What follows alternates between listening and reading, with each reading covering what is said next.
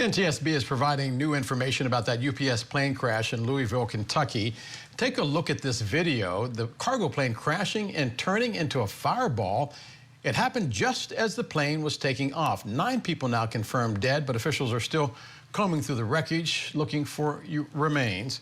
NTSB is now sharing those details about the investigation, and Scripps News investigative reporter Patrick Terpstra joins us live. And Patrick, they're starting to fill in the sequence of events that led up to this disaster. Absolutely, and we just had a briefing from the NTSB a few minutes ago where they're really filling in a lot of blanks. You know, there was some question about whether the plane actually lifted off at any point, and now investigators are saying that indeed it did get airborne as it was hurtling down the runway, and it was able to actually clear a fence at the end of the runway before it then crashed into a number of structures and buildings. And that huge fireball, the NTSB says, was about half a mile wide. Wow. Another piece of information the NTSB shared is that right before that fire occurred, the left engine actually separated from the aircraft. You'll recall, as that plane was rolling down the runway, the left side of that wing was on fire, but it wasn't actually always attached to the engine. So a big question for investigators will be what exactly led to that engine coming off from that plane. You can imagine once that happened, it was extremely difficult, of course, for the crew to regain control of the aircraft. But the NTSB laying out a huge investigation ahead, 28 people involved in that investigation. A question came up. Government is shut down. What is the impact of that? NTSB saying they do not expect any result because of the shutdown, that they are really working very hard to try to figure out what happened. And there was a breakthrough just about half an hour ago.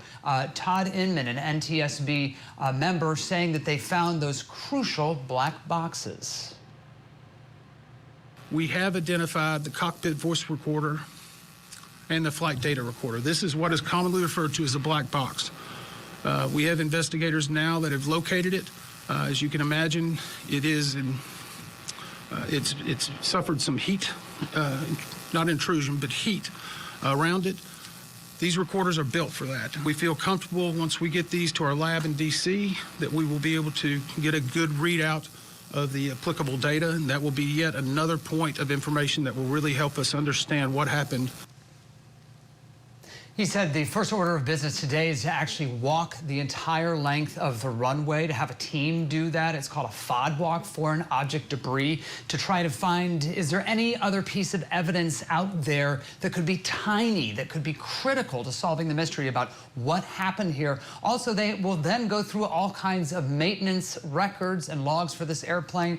Our records from the FAA showing that this airplane was built in 1991, so you can imagine just how many records are involved. They want to find out all of the maintenance that went into this plane over the years. They did say there was a question about whether there had been any recent maintenance as far as this plane goes. Did anything occur yesterday? NTSB saying it did not appear that there had been any last-minute maintenance to this plane, but it could take Dell up to a year to really figure out exactly what happened here. Patrick, we are also trying to understand the fireball itself.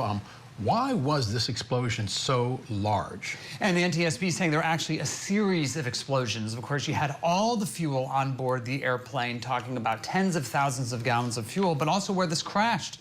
This was an area of industrial sites, and so once it crashed, the fire itself actually then ignited several other smaller explosions. At this hour, we know that 9 people are dead, and as many as 16 others, 16 total, might be dead at the end of this because there is just so much debris, and the search for the dead continues. The FOD, they search for the debris. Patrick Terpstra, our Scripps News investigative correspondent. Patrick, as always, thank you very much. You bet.